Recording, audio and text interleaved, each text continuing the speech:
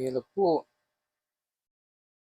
maayong buntag, welcome na pod sa akong vlog.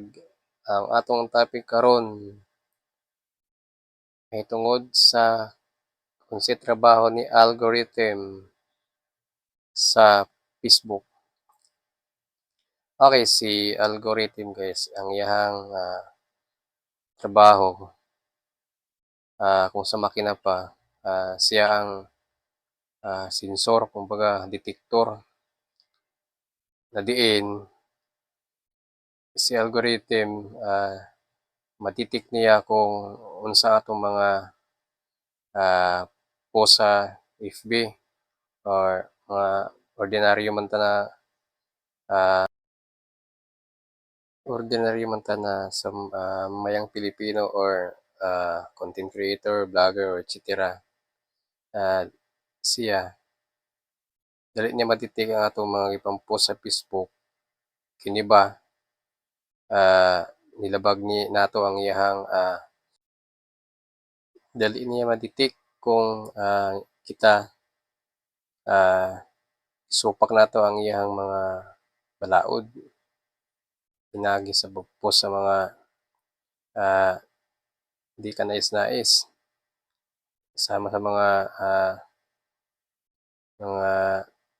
silan or itong pag-share og mga false information na kini ato nakita sa atong newsfeed to gi-share sama sa akong nabanggit ni agi na ako mga video na di ay kini nga information mali tapos ato na share. So ang feedback ni algorithm nasay notice sa atong account na ang imong gi-share na usa ka video ay naay paglabag sa iyahang balaod. Muna ang iyang kumbaga manotice niya kung kini tama ba i-share o tama ba na ikaw mag-comment or daghay pamaagi sa yan yung ma-detect sa mga nagkadaiyang mga ah, post sa FB kumbaga worldwide iyan ang kumbaga mahibaw-an guys ug unsa pa imong mga pumaagi na pagtuon nimo di niya ma-detect nagkamali ta tungod kay kumbaga kuha na sa guys system nakaprogram na mo na iyang trabaho di na siya malimdan